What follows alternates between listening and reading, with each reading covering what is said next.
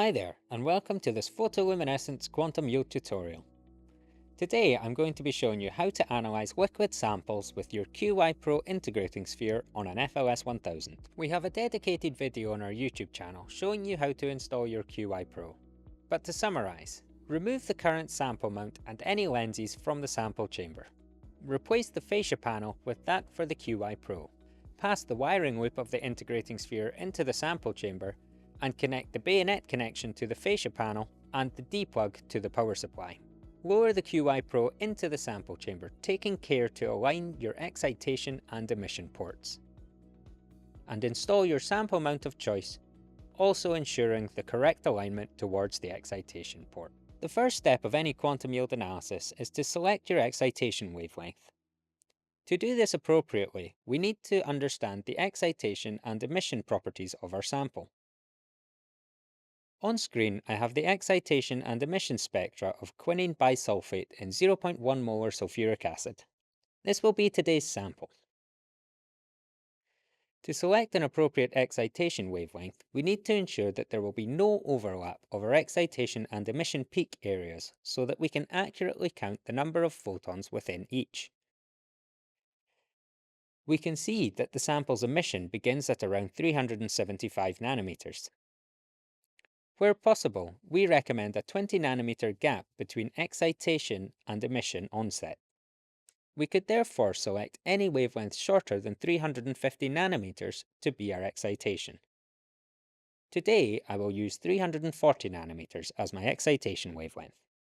Now that we have selected our excitation wavelength, I will place the cuvette of our blank into the integrating sphere. Unlike most photoluminescence experiments, during quantum yield measurements we record the scattered excitation photons. Since the blank does not absorb the excitation light, the scattered excitation light of this blank measurement will be the highest intensity during our experiment. Knowing this, we can proceed with parameter selection.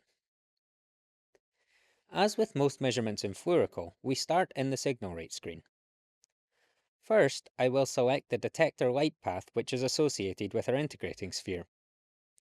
The detector light path chosen here dictates which emission correction file will be applied to our data.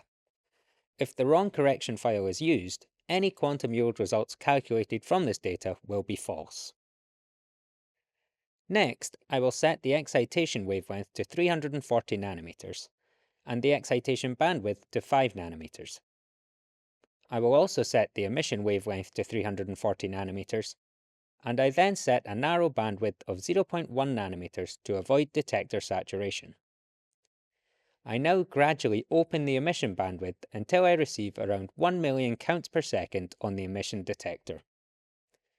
The reason for using a wide excitation and narrow emission bandwidth will be discussed shortly. Now we can launch the emission scan setup dialog by clicking Spectral Emission Scan. First, I will ensure that the corrections are as I want, which is to make sure that the subtract background, excitation correction, and emission correction are all enabled. I will then set the scan range from 20 nanometers before our excitation wavelength to 20 nanometers beyond the end of the sample's emission. Next, I will select the step size equal to 10% of our widest bandwidth. Choosing our step size like this is vital to ensure that there are enough data points in our excitation peak to accurately integrate the peak area. It's also why we chose a wide excitation bandwidth earlier on the signal rate screen. This allows us to use a larger step size, reducing the overall acquisition time of our measurements.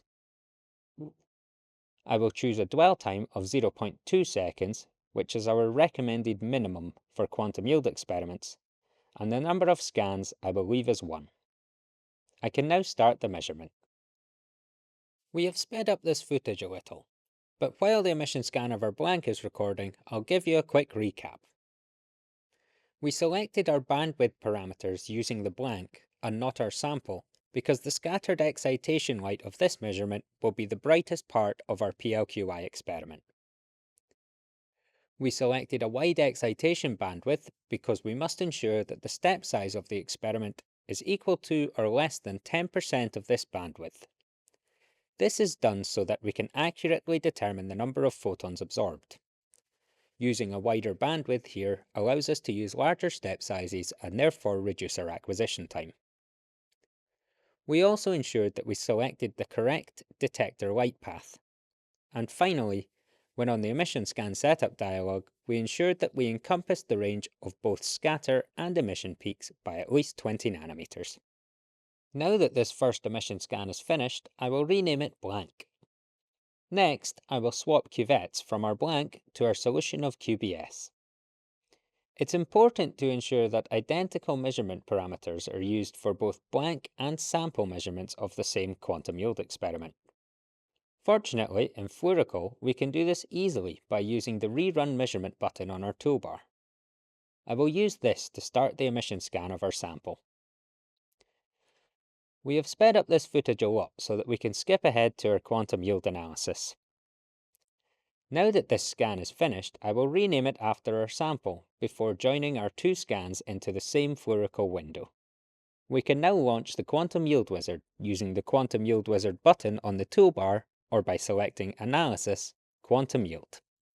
Firstly, we will fill in the general settings. Today, our sample was a liquid, our measurement type was direct only, and our scatter and emission peaks were measured in the same spectrum. Now, the Quantum Yield Wizard opens and assigns our blank and sample. After confirming this assignment is correct, I will hit Validate.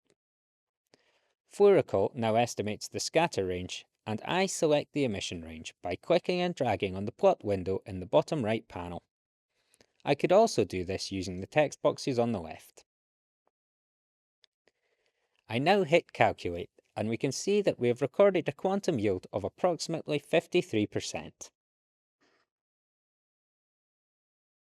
If you have found this tutorial helpful, feel free to leave a like and subscribe for more like it in the future. Thank you for watching.